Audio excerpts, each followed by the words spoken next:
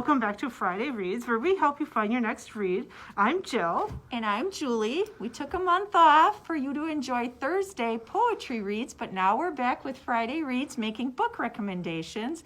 And this time, with Mother's Day coming up, we're talking about books that have mothers or a strong theme of motherhood. Awesome. And my first choice is The Mothers by Britt Bennett.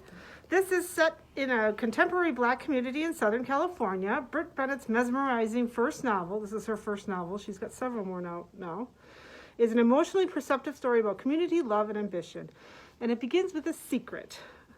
It is the last season of high school life for Nadia Turner, a rebellious, grief-stricken 17-year-old beauty mourning her own mother's recent suicide. She takes up with the local pastor's son, Luke Shepard, who is 21, a former football star whose injury has reduced him to waiting tables at a diner. They are young, it's not serious, but the pregnancy that results from this teen romance and the subsequent cover-up will have an impact that goes far beyond their youth. As Nadia hides her secret from everyone, including Aubrey, her God-fearing best friend, the years move quickly. Soon Nadia, Luke, and Aubrey are full-fledged adults and still living in debt and the choices they made that one seaside summer, caught in a love triangle that must carefully maneuver and doggedly by the constant nagging question, what if they had chosen differently? The possibilities of the road not taken are a relentless taunt. It's in an entrancing lyrical prose, The Mothers asks whether a what if can be more powerful than an experience itself. If as time passes, we must always live in servitude to the decisions of our younger selves, to the communities that have parented us, and the decisions that shape our lives forever. So, The Mothers by Britt Bennett. And my first pick for today is The Joy Luck Club by Amy Tan, published in 2006. This was one of the first audiobooks that I ever listened to. It's 4 mothers, 4 daughters, 4 families whose histories shift with the 4 winds depending on who's telling the stories. In 1949, 4 Chinese women who are recent immigrants to San Francisco meet weekly to play mahjong and tell stories of what they left behind in China. United in loss and new hope for their daughters' futures, they call themselves the Joy Luck Club. Their daughters, who have never heard these stories, think their mother's advice is irrelevant to their modern American lives until their own inner crises reveal how much they've unknowingly inherited from their mother's pasts. With wit and sensitivity, Amy Tan examines the sometimes painful, often tender, and always deep connection between mothers and daughters. As each woman reveals her secrets, trying to unravel the truth about her life, the strings become more tangled, more entwined. Mothers boast or despair over daughters, and daughters roll their eyes, even as they feel the inextricable tightening of their matriarchal ties. Amy Tan is an astute storyteller, enticing readers to immerse themselves into these lives of complexity and mystery. If this sounds interesting to you, you may also like The Tea Girl of Hummingbird Lane by Lisa C. or The Storyteller by Jodi Picoult, which is also a multi-generational book. That's another one of my favorite books. So, The Joy Luck Club, kind of a glare on the picture, but The Joy Luck Club by Amy Tan. My next choice is The Perfect Mother by Amy Malloy. This is a psychological thriller. It's a night out, a few hours of fun, and that's all it was meant to be. They call themselves the May Mothers, a group of new moms whose babies were born in the same month. Twice a week, they get together in Brooklyn's Prospect Park for some much-needed adult time.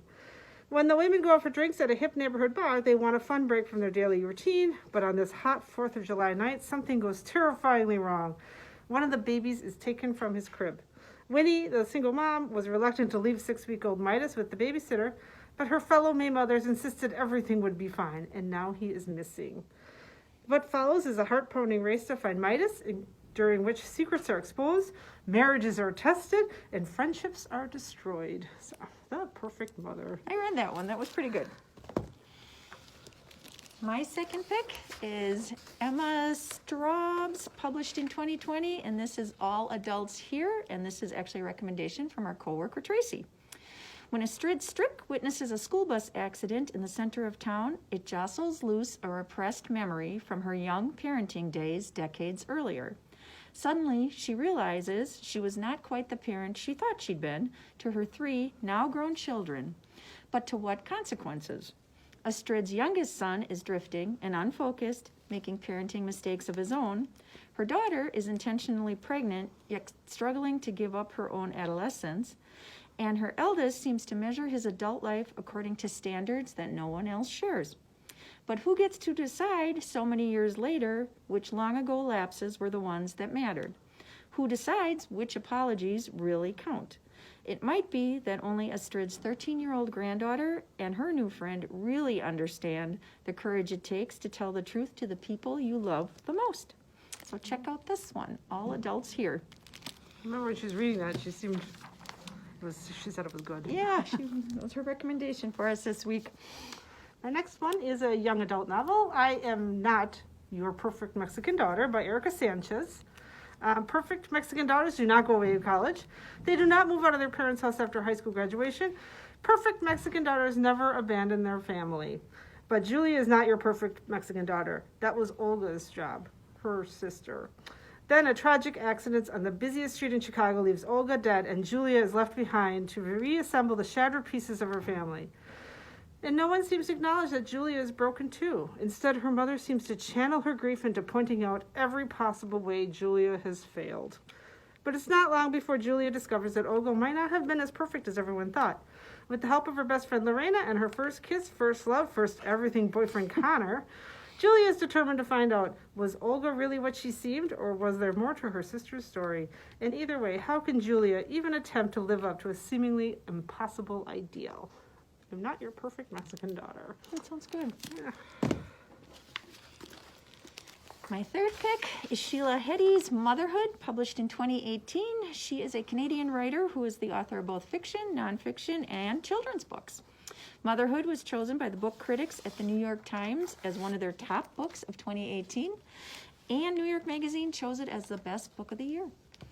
In this book, the author asks what is gained and what is lost when a woman becomes a mother, treating the most consequential decision of her adulthood with the candor, originality, and humor that have won her international acclaim.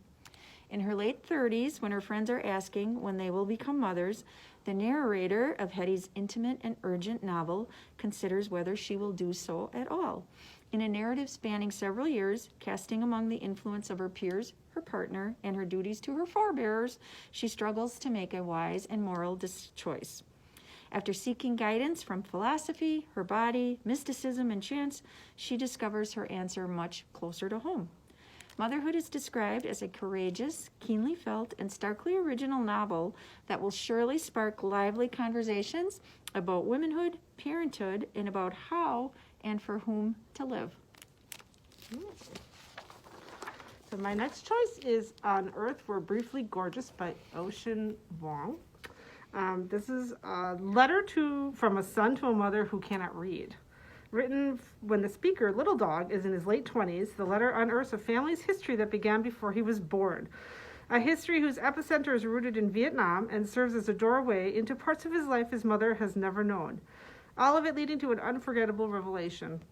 At once a witness in the fraught yet undeniable love between a single mother and her son, it is also brutally honest exploration of race, class, and masculinity.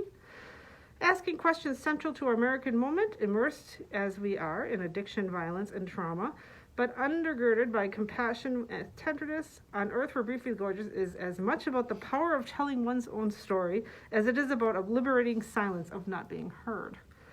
With stunning urgency and grace, Ocean Vuong writes of people caught between desperate worlds and asks how we heal and rescue one another from forsaking who we are. The question of how to survive and how to make it kind of joy powers the most important debut novel in many years. It's kind of, I read this one, it's kind of lyrical too, so it's almost like a poem.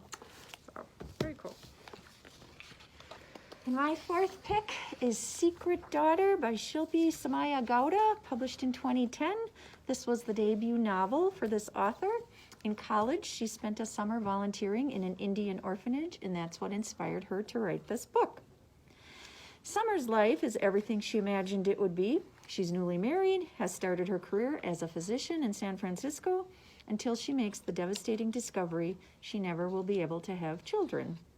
The same year in India, a poor mother named Kavita makes the heartbreaking choice to save her newborn daughter's life by giving her away. India is a culture that favors sons, and this is a decision that will haunt her for the rest of her life.